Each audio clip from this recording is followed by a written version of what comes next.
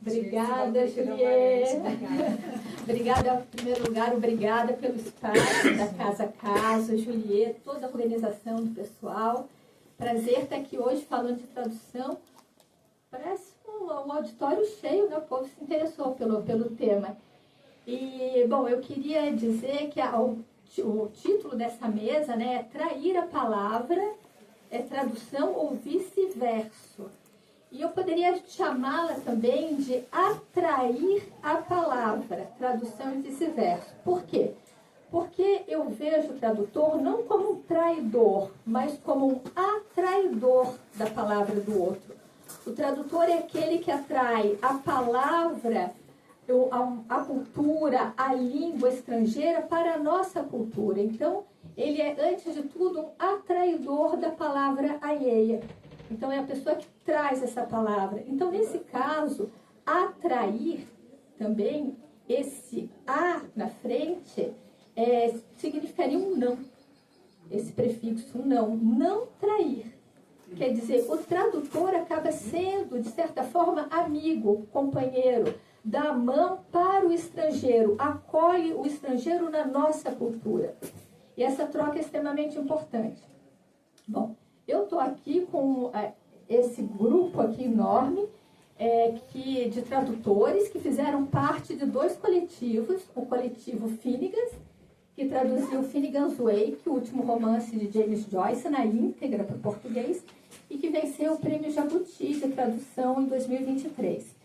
E traduziu agora uma nova tradução, né? Está saindo do Dublinenses, com glossário, prefácio e tudo mais, também feito por esse coletivo. E eu queria também dizer que eu entendo o coletivo, eu acho importante a ideia de coletivo. Sempre quando eu penso em coletivo, eu penso nessas aves migratórias, que elas migram de um país para o outro, de um lugar para o outro, em bando.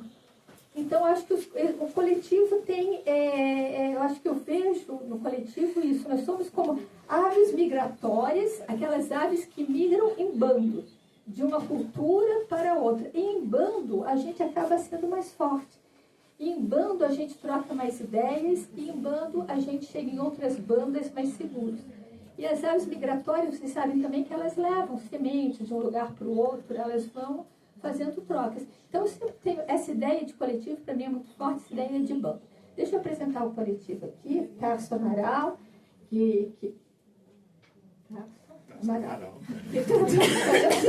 Tarso Amaral, isso aqui eu trabalho com dois coletivos, coletivo Finnegans, coletivo Dublinenses, vamos para o coletivo Ulisses, eu acho que aí eu ponho dor.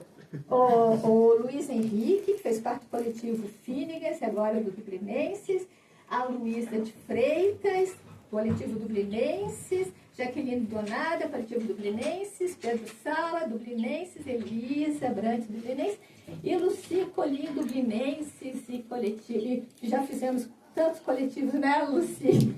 Bom, antes de passar a palavra para eles, para o pessoal todo aqui, que vai falar sobre muitas questões de tradução, não temos tempo, então vamos pensar algumas ideias para pensarmos juntos, né? E como essa flip é em homenagem ao Leminski, eu acho que no Catatal tem uma frase que eu também vou deixar aí para vocês desenvolverem uma ideia de tradução a partir do que ele disse. Eu ia botar os óculos de sol, que não é de grau. Que diz o seguinte: o poliglota analfabeto, de tanto virar o mundo, ver as coisas e falar os papos, parou para pensar ao pé da montanha. Assaltaram-o dois pensamentos, um na língua materna, outro em língua estrangeira. O primeiro fez a pergunta, o outro respondeu. Então é com Paulo Leminski que eu passo a palavra agora para o Tarso Amaral. Obrigada. Obrigado, Vice. Boa tarde. É um grande prazer estar aqui, uma grande alegria estar dividindo essa mesa, essa fala aqui com essa turma especial aqui, Dirce e todo mundo. Como a Dirce falou, eu, ela e o Luiz, nós participamos desses dois coletivos que vamos abordar aqui hoje, né? O Finnegans e o Dublinense. E eu vou falar um pouco assim sobre algumas peculiaridades dos processos de tradução em um e no outro coletivo, né? Quando a gente trabalha com o Finnegan's Wake, do Joyce, que é um texto completamente experimental, né? A própria obra, ela possibilita muitas leituras, né? Muitas interpretações, até porque quase que por palavra o Joyce trabalha com aquelas palavras valise, né? Que são palavras que combinam duas ou mais no mesmo termo. Essas próprias palavras valise, elas possibilitam diversas leituras e, consequentemente, diversas traduções, né? Porque você imagina uma palavra valise que combina com outra, você tem frases e parágrafos e páginas e capítulos e um romance inteiro escrito assim. Então, a gente tem uma liberdade de leitura e de tradução no Finnegan's Wake que dificilmente você vai ter numa outra obra, né? A obra, ela meio que força o tradutor a fazer uma tradução criativa, né? Poética, porque ela exige do leitor e, consequentemente, do tradutor uma leitura também poética, né? E muito aberta, no sentido de possibilidades de significado para cada termo que tem ali. Já o dublinense, em certa medida, a gente pode pensar numa espécie de contrário, né? No seguinte sentido. No dublinense, o Joyce trabalha com a palavra precisa, com a palavra exata, né? Eu costumo dizer que o Joyce trabalha ali uma coisa muito minuciosa, muito artesanal da palavra. E isso, para quem está traduzindo, isso te força também a buscar termos precisos, termos exatos, né? Para tentar produzir uma espécie de texto equivalente, né? Sendo que, para quem já leu o Dublinense, ou quem vai ler, essa precisão toda, ela desemboca numa imprecisão, numa falta de sentido fechado, né? Em todos os contos. Você vê que fica muita coisa em aberto.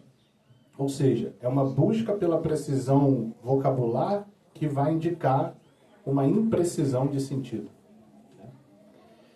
De toda forma, eu vejo que em ambos os casos a gente tem uma origem em algo que eu vejo que está presente na obra do Joyce como um todo, né? Que é um anti-essencialismo, assim, que eu vejo, eu gosto dessa expressão, é um anti-essencialismo feroz do Joyce, né?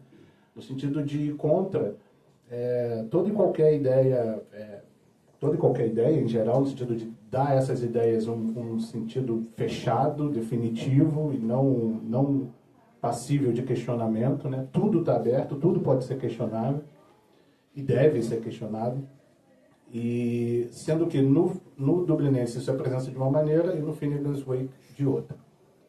Eu acho sempre isso muito saudável da parte do Joyce e acho que nessa época que a gente está vivendo é muito importante, né? Porque a gente vê certas palavras, né, sendo usadas aí de forma bem perigosa hoje em dia, né? Pátria, patriota, nação, né? E eu acho que o Joyce é sempre salutar, nesse sentido de fazer a gente sempre questionar toda e qualquer palavra, toda e qualquer ideia. E na tradução não foi diferente, tanto no Dublinense quanto no Finnegan's Wake, apesar de processos muito distintos. Tá? Vou passar a palavra ao meu camarada Luiz, que também participou dos dois projetos, e ele vai falar um pouco sobre o processo do coletivo, né? Obrigado, Tasso. Boa tarde a todos. Bom, fazer parte de dois coletivos, né?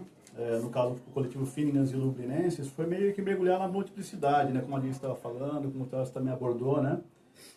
Pois são projetos produtores de obras plurais, muito distintas, né? Em extensão, forma, conteúdo, como o Tasso acabou de falar. E que são diferentes também em outros aspectos, mas que elas se interrelacionam, né? Na obra do Joyce como um todo, assim, né? Meio que compondo uma grande sinfonia musico-escritural, né? Entendendo a obra do Joyce como escritura, mas como música também, né? Então, por exemplo, o Dublinense ele foi aludido, todos os contos do Dublinense foram aludidos no Finnegan's Wake, né? Então as obras elas se interrelacionam, né? Temática, conteudisticamente, estruturalmente, então tem essa conexão. Bom, Então, nos coletivos, né, essa pluralidade, né, que já é inerente às obras, né, ela ganhou novos matizes, né? Por quê? Porque as traduções do Wake e do Belenenses foram feitas por pessoas diferentes, né? Por exemplo, a Luísa e eu acho que a gente adotou uma pegada um pouco wakeana na tradução do Dublinense. Então, tem pontos de vista bem diferentes no Dublinenses também, né? Pelo menos tradutórios, né? Então, consequentemente, né, de uma multiplicidade de pontos de vista tradutórios, né? Bom, então assim, né, eu vejo os dois coletivos como uma espécie de corpo sem órgãos, né? Da concepção deleuziana do termo, né? Um corpo que questiona uma identidade fixa, que abraça a pluralidade, que busca a liberdade de estruturas pré-definidas, né? A gente não teve um coordenador que colocou a gente numa coleira e foi puxando, não, a gente teve liberdade para defender nossas ideias tradutórias e para trabalhar em cima delas, né? Então, né, para mim, tanto o coletivo Finnegan quanto o coletivo Dublinenses foram campos de experimentação, onde eu e os outros tradutores aqui, né, procuramos conectar as obras de Joyce com a cultura e a língua brasileira, né, por meio da língua de cada tradutor, dando uma lacaneada aí um pouquinho, né.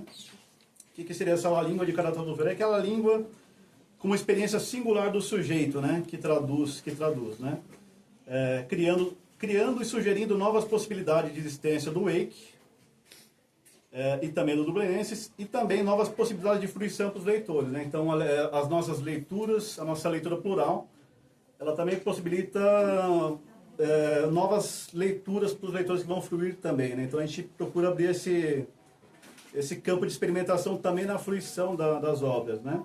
São retraduções, já tem tradução integral do Wake, já tem tradução integral do Dublinenses, mas são retranscriações, porque a gente procurou também criar, né? Trazer também um novo, né?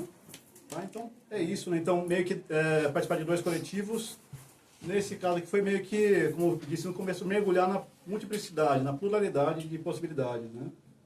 Tá? Obrigado, vou passar para a Luísa.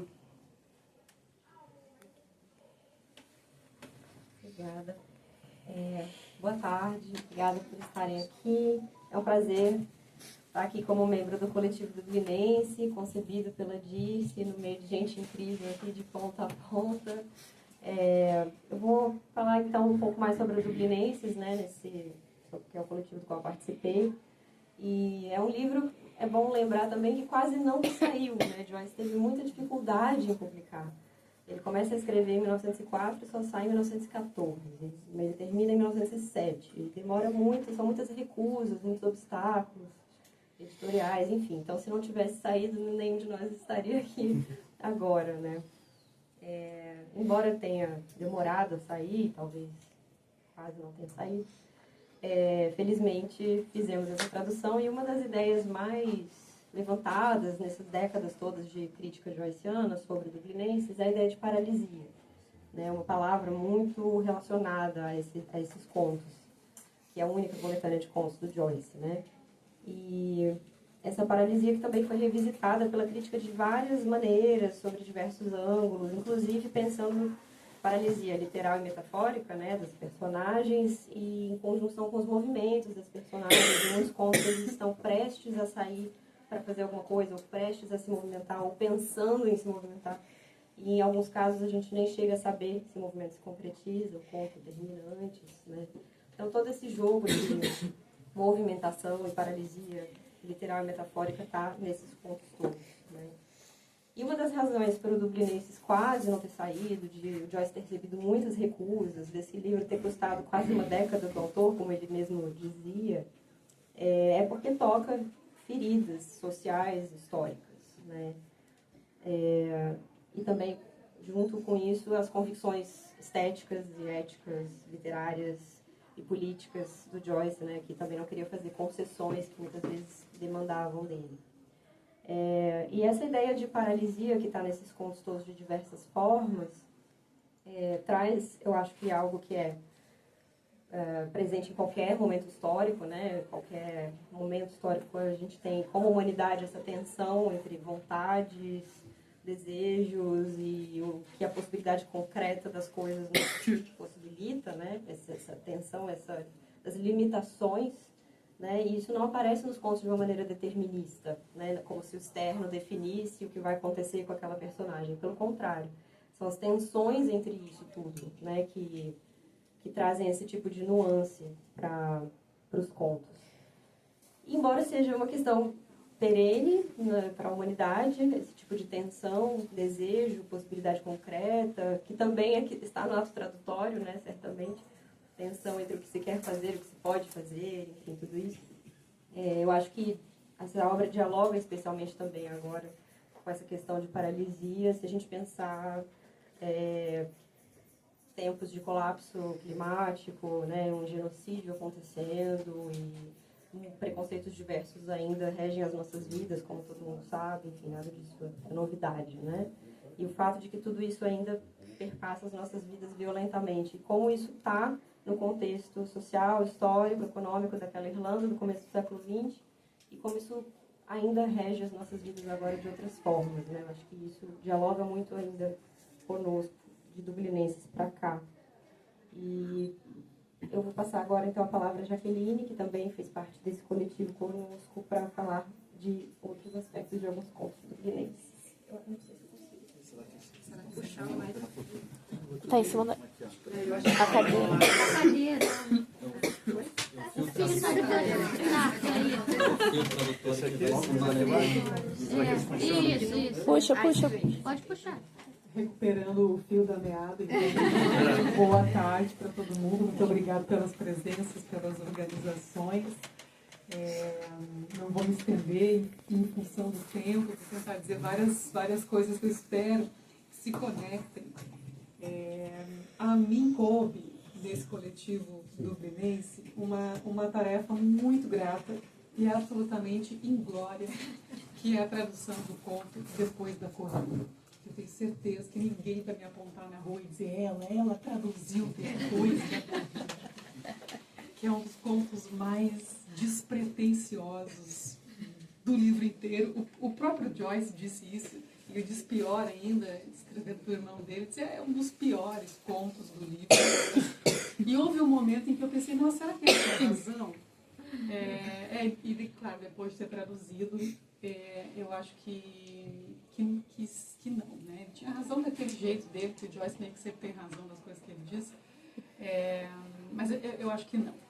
E aí, uma coisa que... Eu vou falar uma coisa que eu não vou falar, na verdade, porque não vai dar tempo, mas esse processo de traduzir esse conto totalmente despretensioso, para mim, fez toda a diferença estar em um coletivo. Estar em um coletivo que estava constantemente discutindo essas coisas, estar num coletivo que há pouco tempo estava promovendo uma espécie de um clube de leitura, né, um grupo de estudos, que leu e discutiu todos os contos. Então ali surgiram muitas coisas que contribuíram de forma direta para a tradução. Bom, o conto é despretensioso, né, e essa é uma palavra que a gente dá para pensar em muitas coisas que o Joyce escreve, aquelas coisas que a gente lê e pensa, ok, e aí depois se abre um mundo a partir de uma pequena cena, às vezes a partir de uma única palavra e tal. E como o conto é muito despretensioso, ele não entrega assim, fácil, de graça, não entrega muito barato o que ele está construindo, o que ele está mostrando ali, né? Que é o quê? São muitas coisas, mas uma que eu vi, né, que eu conversei com os colegas e que eu gostaria de compartilhar com vocês, que é uma espécie de um mosaico geopolítico construído pelos diversos personagens que são jovens homens, meninos, rapazes que estão envolvidos ali na corrida, né? O depois da corrida é literalmente o que acontece depois da corrida. E esses jovens são cada um de um lugar diferente, a maioria deles são europeus do continente, que estão na Irlanda em função da corrida que aconteceu aquele ano na Irlanda, e tem ali aquele protagonista, o irlandês, o Jimmy Doyle, o dublinense, né? O rapaz que no meio daqueles outros europeus do continente fica acuado, fica diminuído por um lado, engrandecido por outro lado, muito feliz, muito satisfeito de estar ali compartilhando aqueles momentos de atenção com os seus amigos europeus. Tem um americano também, tem um canadense e tal. E uma hipótese que eu fico viajando na minha cabeça é que talvez, por ser um dublinense que está no meio de pessoas de outras nacionalidades, ele acaba se destacando como um dos personagens mais profundamente dublinenses de todo o livro, porque ele está diretamente ali em contraste. E o que esse contraste vai nos mostrando é muito claramente, para quem tem olhos de ver, como eu digo, né, como diz o Oswaldo Montenegro, para quem tem olhos de ver e alma pura, o que a gente vai percebendo ali é o poder brando daqueles outros países, não sei nem se tão brando assim, né? E como esse poder brando vai impactando a identidade daquele jovem, a autoimagem daquele jovem, parênteses, talvez daquela cidade também, pergunta, fecha parênteses. E nisso tudo, a gente vê uma grande imagem de colonialidade, muito forte, muito presente, que vai construindo todos os relacionamentos que vão se dando ali. E aí poderia terminar, né, com isso, porque a questão colonial naturalmente não é estranha para o Joyce, assim como não é estranha para nós, mas eu queria fazer uma ponte ainda, porque se constrói ali um mosaico geopolítico que nos dá uma imagem de colonialidade, e a pergunta talvez é, e daí? E daí que essa imagem nos serve de ponte para pensar os tentáculos ainda, né, para usar uma imagem bem dramática, dessa colonialidade hoje, do que a gente enxerga por aí, na esteira um pouco do que a Luísa falou também, de coisas que se desenrolam nos nossos olhos e de quanto a gente fica paralisado, do quanto a gente fica imóvel, por N motivos, que não temos nem tempo de discutir, mas o quanto esse mundo que aparece ali ainda é familiar, ainda é reconhecível, o quanto a gente observa efeitos de colonialidade nas nossas vidas, nas nossas ações, e o quanto a gente fica, às vezes, paralisado, imóvel, frente a barbáries que acontecem no nosso mundo cotidianamente, e o quanto que, de fato, a gente consegue se movimentar. Lembrando que depois da corrida é talvez um dos contos mais movimentados do Joyce, porque ele é uma corrida, né? E tem um parágrafo que fala sobre isso. O grande deslocamento pelo espaço, como isso é empolgante e o quanto isso aparece e não aparece naquele protagonista dublinense acuado. Agradeço, passo para o Pedro, que tem um assunto também bem espioso. Boa tarde. Eu queria agradecer a presença de todos nesse bafo, né, nesse calor que está aqui dentro. É um prazer assim, inenarrável estar numa mesa com Dirce, Tasso, Luísa, Luiz, Jaque, Lucia, Elisa. Assim, são pessoas, eu me sinto assim, muito honrado de estar aqui, com tanta gente que eu, né, já admirava antes, né, e ser convidado para esse coletivo e poder contribuir com a difusão da palavra de Joyce pelo Brasil, em língua portuguesa. E eu queria falar, não tanto da minha tradução, também seria uma coisa que tomaria muito tempo, né, mas eu queria falar sobre um tema que inquieta todos nós, ou pelo menos deveria inquietar a todos nós que trabalhamos com literatura, com tradução e com textos e com arte de modo geral, que é a questão da inteligência artificial. E nesses tempos de inteligência artificial, eu reconheço a tradução literária como um ato de resistência. Uma resistência a um mecanismo de supressão e redução da linguagem a um ato automatizado, certo? Uma mera decodificação de informações disponíveis no banco de dados. A literatura não é um banco de dados. A literatura é criação. E traduzir literatura, sobretudo Joyce, é lidar com infinitas possibilidades de criação, como já salientou o Luiz Henrique na sua fala. Nós não somos robôs que obedecem a prompts, a comandos. Não somos comandados por terceiros. Somos humanos, de carne e osso, com dúvidas, paixões, angústias, passado, presente e futuro, traumas, desejos e segredos. Somos conscientes da nossa própria existência. E isso já nos torna distintos de qualquer espécie de robô treinado para seguir determinados comandos, não importando sua capacidade de articulação de dados e informações. A tradução literária, ao contrário do raciocínio, né, do mercado, da visão do mercado, não visa exclusivamente aquilo que podemos denominar como produto. A tradução literária ela não visa exclusivamente, né, é claro que o produto, né, digamos, produto no sentido, a conclusão, né, do trabalho, a tradução pronta, é claro que aquilo é o objetivo, mas não é exclusivamente aquilo. A tradução literária é, sobretudo, o processo. É o antes, o durante, o depois e um pouco mais do que isso. É um processo movido pelas razões do tradutor de verter aquele texto, pela relação de tensão e colaboração entre o tradutor e o autor, tradutoras, autoras, por aí vai, pelo pensamento ideológico do tradutor, pelas coerções externas que atuam sobre o ato tradutório. São as palavras que surgem, ressurgem e desaparecem ao longo da travessia. São as perdas e os ganhos no percurso labiríntico da tradução. A máquina, essa máquina que nos assombra, ela é capaz de fazer muita coisa, de fato, mas não alcança a complexidade do fazer humano.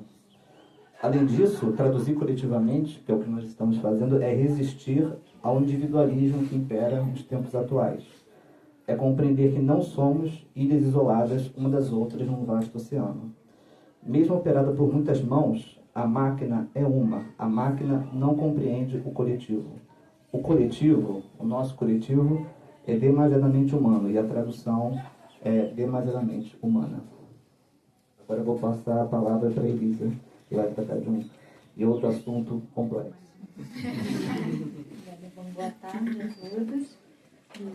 Reiterando um pouco, né, do que foi falado aqui, eu acho que, além de ser resistência, né, a gente pensa em um texto do início do século XX, né, de um autor considerado, de certa forma, ou de todas as formas, complexo, e que trata de assuntos que a gente poderia estar conversando, que com certeza estamos conversando hoje. Eu acho que deu para perceber, aliás, eu acho que a tônica, né, dessas nossas falas tem a ver com isso, com questões que nos inquietam.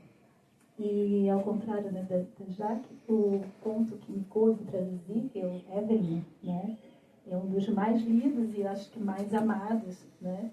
Eu acho que tivemos esse privilégio, embora todos sejam, né, muito bons de se ler, mas esses seduzem, né, mais talvez.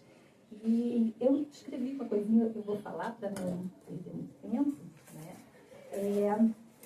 Então, participar desse coletivo do Fluminense e traduzir Evelyn, conto que já li e reli diversas vezes, pelo menos nas últimas 2 décadas, né, dando aula, me levou a novas reflexões e percepções que só uma leitura tão íntima como a tradução pôde me oferecer. No mundo apressado, com tantas tarefas, a tradução nos ensina a parar, a escutar com atenção e delicadeza para sermos mediadores das palavras de outro. Traduzir Evelyn foi como me sentar ao lado de uma jovem dublinense do início do século XX para escutá-la, como faz o narrador joyciano. O uso do discurso indireto livre, por exemplo, aproxima o leitor do fluxo de consciência dessa personagem. Entramos no universo psíquico de Evelyn, na subjetividade dessa moça, tão humana, tão cercada de medos, dúvidas, desejos e anseios como todos nós.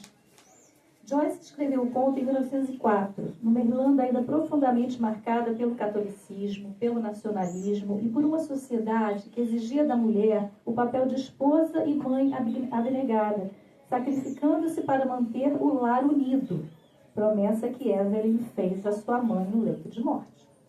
Evelyn está diante de uma escolha: partir com o namorado para Buenos Aires ou ficar para cuidar da casa, dos irmãos, cumprir a promessa feita à mãe. A narrativa se revela aos poucos, trazendo uma reflexão sobre o peso das expectativas, colocadas sobre o corpo e o destino de uma mulher. Evelyn não deixa a Irlanda. E essa recusa, que parece à primeira vista uma fraqueza que a paralisa, pode ser, na verdade, um gesto de lucidez. Talvez ela pressinta que, do outro lado do oceano, as violências que a cercam podem se repetir ou até mesmo tornarem-se piores. Joyce não tenta explicar Evelyn. Não a constrói como um estereótipo de uma jovem da época. Não escreve como se soubesse, o que é importante. Ele cria a personagem como se a escutasse e acolhesse as suas dúvidas. Não oferece respostas fáceis, não idealiza, não dá lição de moral. No entanto, é nesse escutar de Evelyn, sem julgá-la, que ele cria uma personagem feminina marcada por ambivalência, por complexidade. Ele respeita as suas incertezas, a sua indecisão, os seus silêncios. Joyce, então, antecipa uma forma de escrever o feminino que recusa o essencialismo. Mais de um século depois, na literatura contemporânea escrita por mulheres, quando lemos escritoras, também irlandesas ou não irlandesas, aqui eu trago como exemplo Edith O'Brien, Anne Wright, Emma Donoghue, Claire Keegan e também Chimamanda Adichie, Annie Ernaux, por exemplo, percebemos que ainda falamos de maternidade, falamos de escolhas, falamos de culpa e falamos de silêncios. Os nomes mudam, mas os impasses continuam. Obrigada.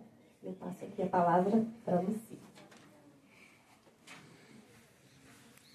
Obrigada aí pelas presenças, é um prazer. E para mim é uma honra enorme, porque até estrategicamente estou aqui, a minha geografia, eu estou olhando para esses meus colegas tão benevolentes, porque eles correspondem a um outro momento que eu não, assim, por pura benevolência que me convidaram, eu fico honrada de poder participar. Eu sou a observadora aqui de vocês, sou a mais indisciplinada do coletivo, de longe, não consigo participar das reuniões nem nada, e mesmo assim, não só me acolheram, mas também me passaram uma reflexão que foi muito intrigante para falar de um tema. E talvez o tema, que eu estou na frente dos especialistas, mas eu acho que o tema que vocês escolheram, de fato, que é o tema da morte, o que é morte em Joyce, e é um tema que se inicia no Dublinenses, mas que perpassa toda a obra do Joyce, e ele vai fazê-lo de uma maneira, essa exploração é feita de uma maneira muito diferente da nossa expectativa, porque nós pensamos nessa tematização da morte enquanto a finalização de uma vida, de uma maneira dramática, ou enfim, em Joyce, a grande novidade é a denúncia da morte que nós vivemos em vida. Então, quando a Luísa mencionou a paralisia, é exatamente isso. Que mecanismo é esse que nos deixa enceguecidos para toda a potência da vida?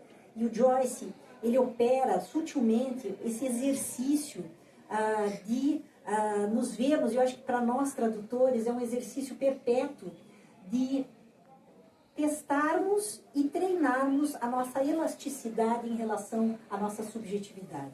Nesse sentido, o papel do tradutor, a função do tradutor é justamente se desvestir, Nós morremos um pouquinho numa tradução, mas ao mesmo tempo fazemos nascer uma outra, Nós criamos igualmente. E aqui no coletivo, mais do que nunca, quando a Dirce coloca esses pássaros voando, nós também abrimos mão, Existe um tipo de morte, de aceitação muito, muito frutífera, dessa nossa subjetividade em nome de uma posição perante a tradução um pouco diferente.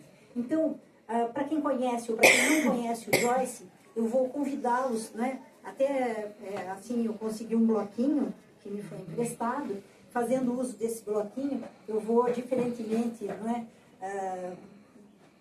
do que eu costumo fazer, eu vou ler, porque eu pensei essas múltiplas faces da morte em Dublinenses. E convido todos vocês justamente a isso, pensarmos a morte, todo mundo tem essa reverberação de um tema tão difícil, talvez o mais difícil da nossa existência, Então, pensarmos essa morte, como ela é em Joyce, como ela é nos Dublinenses, como ela é na obra toda, mas como ela é potente e nos aproxima não só de Joyce, mas da nossa reverência pela palavra escrita.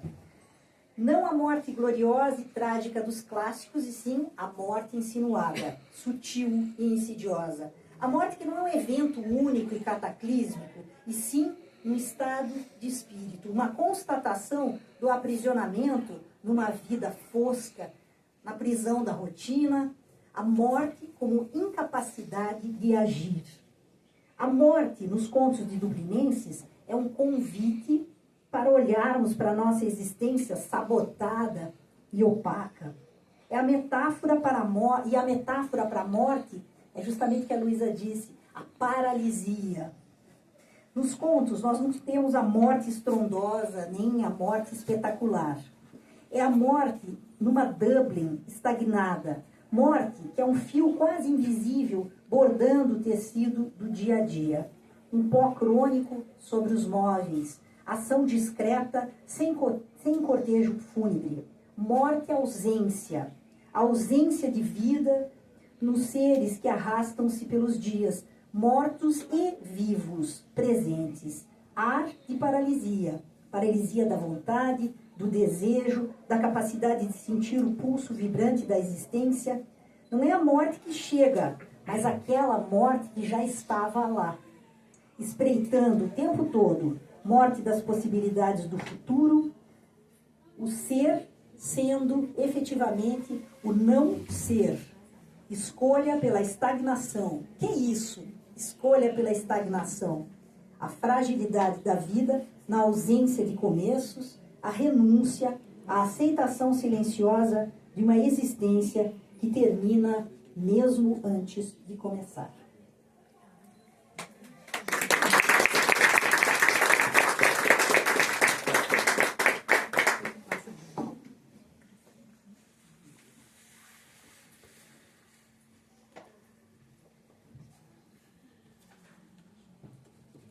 Obrigada aí a todos, o pessoal do coletivo todo, né? Tem uma frase do Martin Heidegger que eu gosto muito, que é Alles ist Weg. Tudo é caminho. E o Pedro falou da inteligência artificial, né? E eu acho que tudo é caminho. O coletivo tem essa ideia de que a gente não vai direto para o produto, mas como vocês perceberam na fala do pessoal, a gente vai discutir, a gente vai debater, a gente vai conversar antes de chegar, antes de decidir bater o martelo e falar, minha tradução agora está pronta. Então, eu acho que o importante do coletivo é esse diálogo, é o que está por trás. É claro que a gente quer ver o produto, a gente quer ver o livro, esperem aí, semestre que vem. Mas essa conversa toda é extremamente importante. Eu acho que está na hora de a gente sentar e conversar. A inteligência artificial não é um produto, acabou, eu faço pergunta e está pronto. E eu me perdi, que eu queria falar uma coisa para vocês, mas eu falo... outra coisa. Eu acho que toda tradução, de certa forma, é claro que a nossa é coletiva, porque a gente senta, a gente conversa, a gente discute, às vezes num coletivo todos, às vezes de dois em dois, incomodando um só colega, batendo papo, discutindo. E aí, uma palavrinha, a gente fala do mundo, né? Mas, de certa forma, principalmente, acho que nas grandes editoras, as traduções são coletivas, porque elas passam por N revisores, N pessoas que vão fazer o cotejo dos textos. Eles passam também, a tradução passa também por uma escolha editorial do que pode ser traduzido, que não pode. A palavra, o tradutor às vezes chega e diz assim, eu vou traduzir tal palavra. Não, essa palavra não, porque aí o livro a gente não quer, porque vai caracterizar o livro de determinada maneira que a gente não quer isso. Então, de certa forma, toda a tradução é coletiva. Quando a gente fala de um mundo editorial por trás, eles estão traduzindo também. Só que aqui a gente traz isso daqui para frente. E a gente traz essa discussão para frente. E a gente pede que todo mundo se apresente como tradutores também dessa obra. Em tempo de individualismos, né, isso é extremamente importante. Eu não ia falar isso, mas agora eu vou para o que eu tinha que falar. Tá? Como é que se diz? A gente ensaiou tudo e já saí, né? Eu estou demitida, agora estou demitida.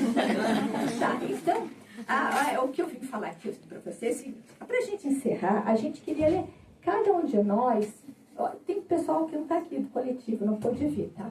Mas cada um de nós quer ler um pequeno fragmento dos seus contos, dos contos que traduziu. E eu queria fazer um convite para vocês, meio performático, de vocês ouvirem esses fragmentos de olhos fechados. E por que de olhos fechados? Porque quando a gente fecha os olhos, a gente imagina, não o mundo que está na frente, esses banners, a gente, mas a gente fecha e está fora. E quando a gente fecha o olho, tem um poema que eu vou ler para vocês, que aí eu não vou explicar o poema, que é um poema da Cecília Vicunha. Eu vou ler só um fragmento dela, vou tirar de novo os óculos, que eu não sei legal. O poema da Cecília Vicunha, para explicar essa ideia de vocês fecharem os olhos, se vocês quiserem, mas queiram. Ele se chama assim, A Respiração do Livro. Tá? É um poema dela que fala o seguinte: na escuridão do livro brilha o ouro. Não uma luz de fogo, mas uma iluminação interior. A Cecília Vicunha é uma poeta e ativista chilena. Quando a visão está perdida, começa uma dança no escuro. Escrever a escuridão e ler também a escuridão. O corpo da experiência. Aí ela cita: o que está escondido nos completa, diz Djalma Lima. Então eu queria fazer esse convite da gente não ver o que está na nossa frente, não ver o que é o real, mas imaginar esse fragmento. Então a gente vai começar a ler. Se puderem fechar os olhos, nós agradecemos. Se não puderem fechar os olhos, nós agradecemos também, mas vamos ficar bem bravos. Mentira! Vou passar. Aí eu começo. Eu sou última.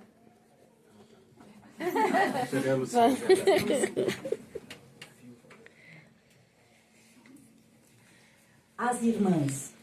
A cada noite, enquanto eu olhava fixo para a janela lá em cima, murmurava para mim mesmo a palavra paralisia. Ela sempre soou estranha aos meus ouvidos, como a palavra gnomon em Euclides e a palavra simonia no catecismo. Mas agora ela me soava parecida com o nome de alguma criatura nefasta e pecaminosa. Atenção. Polly sabia que era vigiada, mas o silêncio persistente da mãe não podia ser mal interpretado.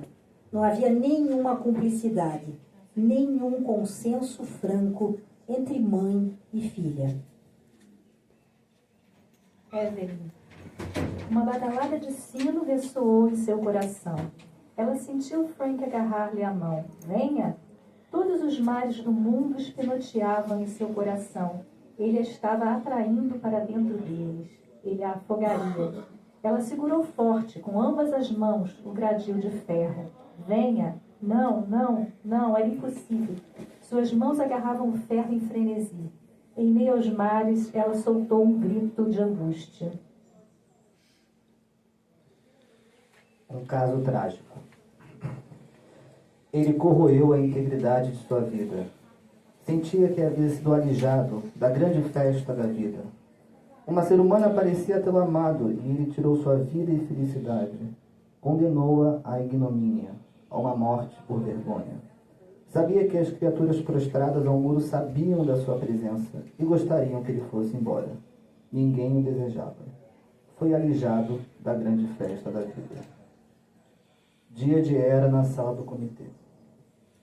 Mas aqui, John, disse o Sr. O'Connor, para que recebeu o rei da Inglaterra? Não foi o Parnell que... O Parnell, disse o Sr. Hampshire, está morto. Depois da corrida. Naquela noite, a cidade vestiu a máscara de uma capital. Beberam. Era uma noite boêmia. Brindaram a Irlanda, a Inglaterra, a França e aos Estados Unidos da América. Ele sabia que se arrependeria pela manhã. Pousou os cotovelos na mesa e repousou a cabeça entre as mãos, contando as batidas em suas têmporas. A porta da cabine se abriu e ele viu o húngaro por uma aresta de luz cinzenta. E rompe o dia, senhores. Esse é um conto chamado Uma Borboleta. Havia tantos humores e impressões que ele queria expressar em verso. Ele o sentia dentro dele. Tentou avaliar a sua alma para ver se era poeta. A melancolia era a nota dominante de seu temperamento, ele pensou, mas uma melancolia modulada por recorrências de fé e resignação e alegrias singelas.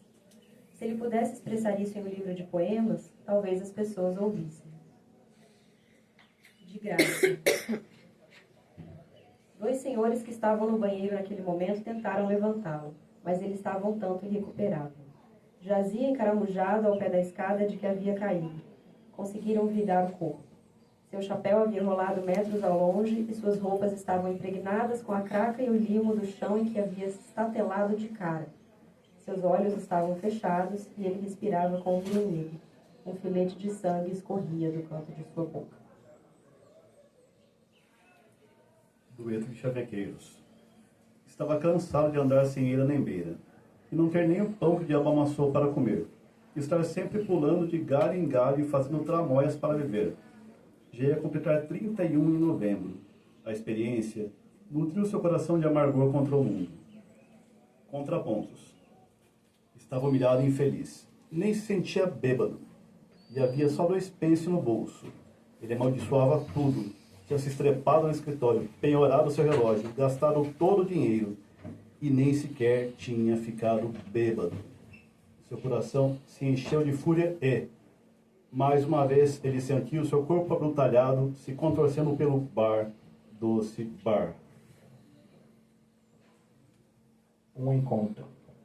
Um espírito de insubordinação se difundia entre nós, e sob sua influência, diferenças de culturas e temperamentos eram postas de lado. Após um silêncio de poucos minutos, Marrone berrou: "Nossa, olha o que ele está fazendo!" Arábias. As sílabas da palavra Arábias me eram evocadas através do silêncio em que minha alma se deleitava e lançava um feitiço oriental sobre mim. Encarando a escuridão acima, me vi como uma criatura movida e ridicularizada pela vaidade, e meus olhos queimavam de angústia e raiva. Barro. Ela moveu a mão para cá e para lá no ar e pousou sobre um dos pires. Ela sentiu uma substância úmida e macia com os dedos e ficou surpresa por ninguém dizer nada ou tirar sua venda. Houve uma pausa de alguns segundos. E então, um grande tumulto.